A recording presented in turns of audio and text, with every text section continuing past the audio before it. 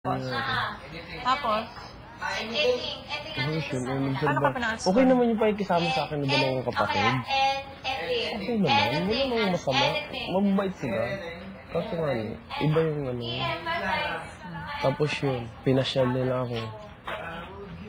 Ewan ko kung saan, hindi ko nakamila. Tapos sabi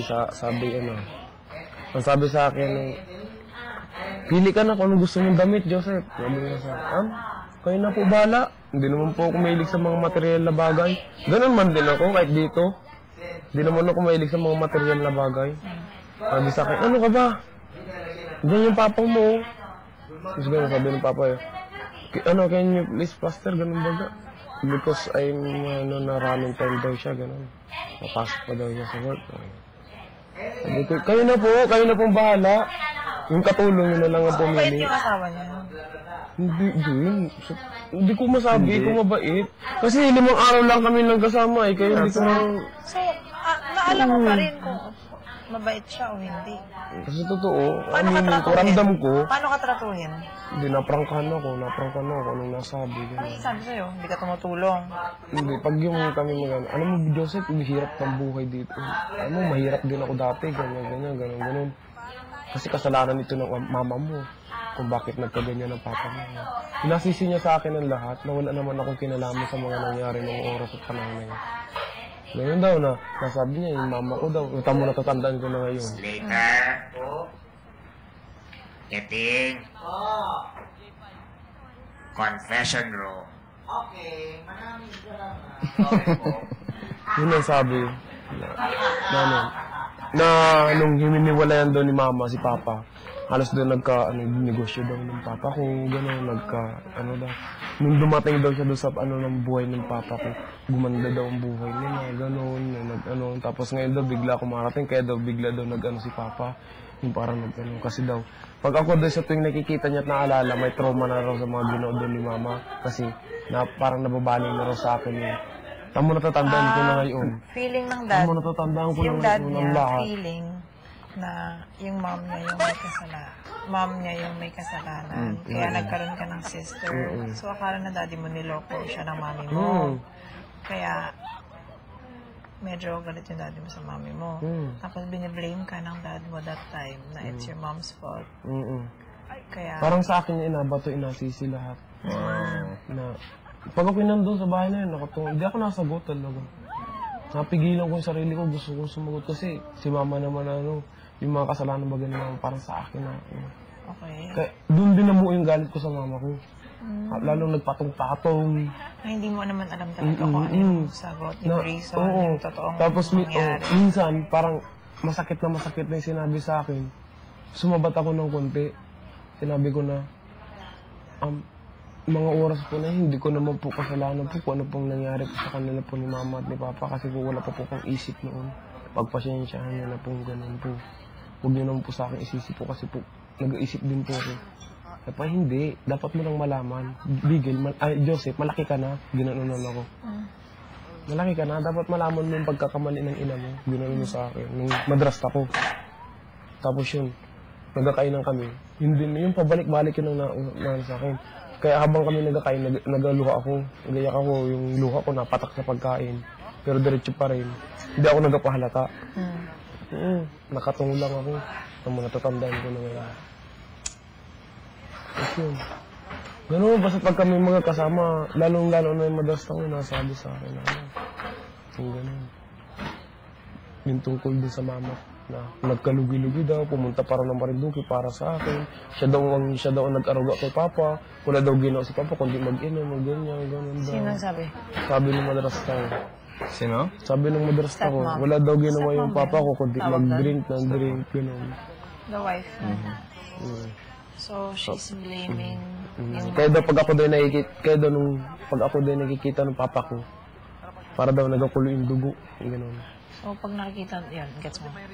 Yung parang, hindi daw kasi tinanong ko kasi naaalala niya yung kasi nakita niya rin na isang beses nalapitan ko si Papa, iniwasan ako. Okay. Sabi, parang inano niya sa akin, sinabi niya sa akin na, kaya gano'n, mainit daw. Tapos, paano ka nakaalis doon? Ika-5 araw, pumunta na si Lolo. May usapan sila, tapos yung sinabi ng lahat. Ganun. Pati yung lolo ko, sinisi din dun sa kay mama eh. Kasi kasalanan to ni Gemma eh. Ganun yung madras to. Kamu naalala ko na ngayon. Grabe. Kasi kasalanan to Kasi ni mula Gemma. nun ayaw. Kung hindi na kayo nagkita ulit. Kung malaman ito ni mama, magagalit yun. Tapos yung mga anak niya, mabait sa'yo. Yun naman, Kaya mabait nahanap mo sa sa akin. Facebook. Nag-usap ko yun. Hindi, ayaw nila akong kausapin. Kaya nga na yun na hinanakit ko. Silang lahat na may Facebook, inaano ko sila. Ina-ignore nila ako. Ayaw nila, parang ano nila sa akin.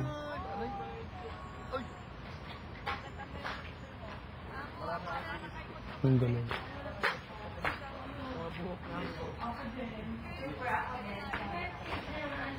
May natandaan pa ako at Wendy. Facebook. Oo. May ano?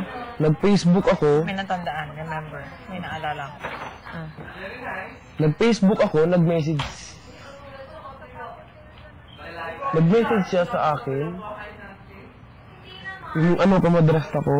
Nag-message. Ang sabi, bakit ikaw ay nagawa ng Facebook at may nakita akong iskandal sa internet tungkol sa'yo? Is the Scandal. scandal? What scandal? Awan ko. Tapos, inano ko, ano pong iskandal po yun? Yung mga ginawa ko daw show na ano. Tinignan ko talaga, tinignan ko. Yung pala yung mga slideshow kung may mga picture-picture. Ang sinasabi nila iskandal. Nananawagan ka kasi. Kaya nga ni, Ano slideshow? yung may mga picture-picture ko, tapos inano ko sa kanila, inaano ko sa kanila. Gumawa siya ng parang slideshow ng pictures niya para Nagpapansin. para na-upload niya sa internet para mapansin siya, para makita ng dad niya kasi gusto niyang, kasi hindi siya pinapansin.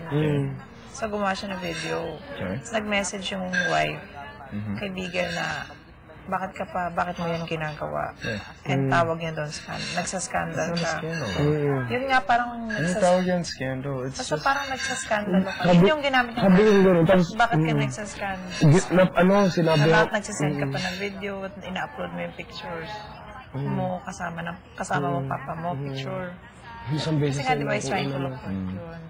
Sabi naman, inano ng tito ko, bakit po, sabi ng ganun tito ko, bakit po, Replyan. kahit sino pong tao may karapatan pong gumawa po ng Facebook at ng slideshow. Hindi po iskandal yun, nalinaw ko lang. Sabi ng ganun tito ko. Kasi siya ang gumawa ng slideshow ko na yun. At gusto, natulungan nga niya akong tito ko, baka mapansin ako ng papa ko. Tapos, minsan, naka-open yung Facebook ko, may gumanong babae sa akin. Hello, Mr. Bigel. Sabi ko, sino to? Hindi ko ikaw kilala. Sabi niya gano'n. Ay, sorry. May isa pa palang Bigel. Akala ko ikaw lang. Akala ko sila lang ang Bigel. May isa pa palang Bigel. Sino ka? Sinong Bigel ka? Bakit ngayon talang nakita? Gano'n sabi sa akin. Yung nag-message, wrong. Inano ko, sinabi ko na, ako ito, yung Joseph Bigel. Yung Bigel na nahanap ko, Batangas, may Marinduque, gano'n. Yun. Ang gulo nga ni.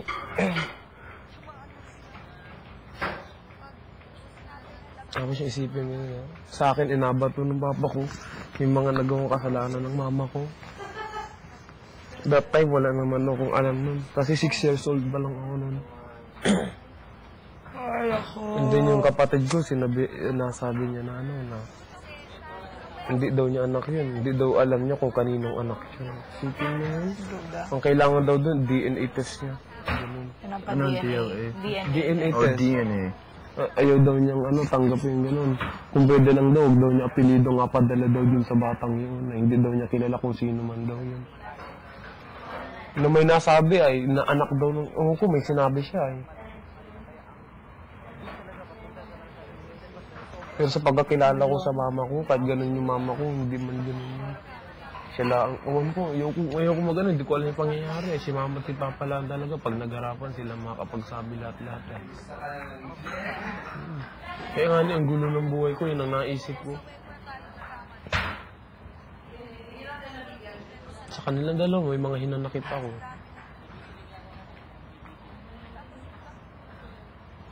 May iwasan.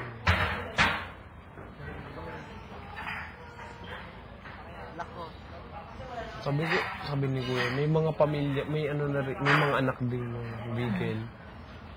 at napapanood ka nila at apelido mo na ganun, parang gano'n. Iyak ako ng iyak.